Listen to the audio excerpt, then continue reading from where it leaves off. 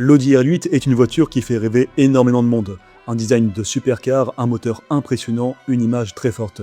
Mais malgré tout ça, certains disent que ce n'est pas une vraie supercar. Qu'elle est trop facile, trop sage, pas assez extrême.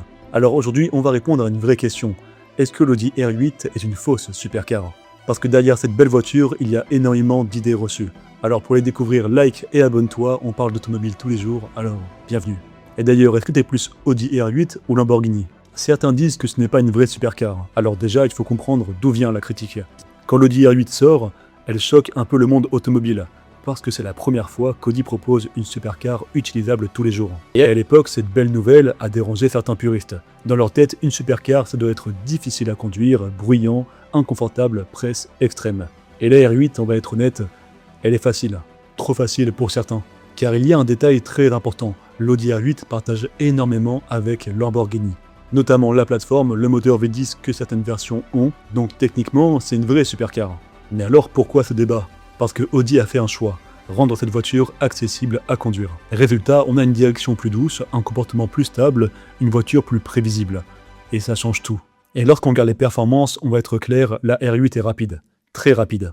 V10 atmosphérique, plus de 600 chevaux sur certaines versions, 0 à 100 en environ 3 secondes, sur le papier rien à dire.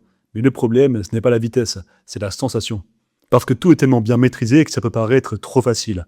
Tu accélères et tout passe parfaitement. Pas de stress, pas de lutte. Et pour certains, ça enlève l'émotion. La R8 est une voiture ultra efficace, mais est-elle existante? Ça dépend des gens. Certains adorent la précision, la stabilité, la confiance. D'autres trouvent qu'il manque un côté sauvage. Car c'est une voiture comme une Lamborghini qui te permet d'aller vite, très vite, sans vraiment te faire peur. Et ça, c'est à la fois sa force et sa faiblesse. Un autre point est l'image. L'Audi R8 reste une Audi, et pour certains, ça casse le mythe.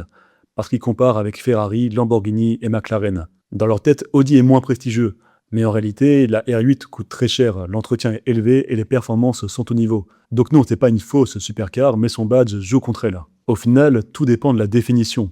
Pour certains, une supercar doit être extrême, pour d'autres, une supercar doit être performante et exceptionnelle. Et la R8 l'est clairement, elle est exceptionnelle. Mais elle est aussi utilisable, confortable, accessible. Et c'est ça qui divise. Alors la R8 est-elle une fausse supercar? Non.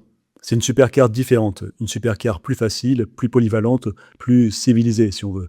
Mais toujours très performante, très impressionnante. La vraie question c'est, est-ce que tu veux une supercar qui te fait peur et qui a un beau badge, ou une supercar pour en profiter tous les jours? Maintenant, dis-nous en commentaire, est-ce que tu préfères R8 ou Huracan? J'espère que cette vidéo t'a plu, n'hésite pas à t'abonner, liker et à la partager. Et quant à nous, on se retrouve très bientôt pour une nouvelle vidéo.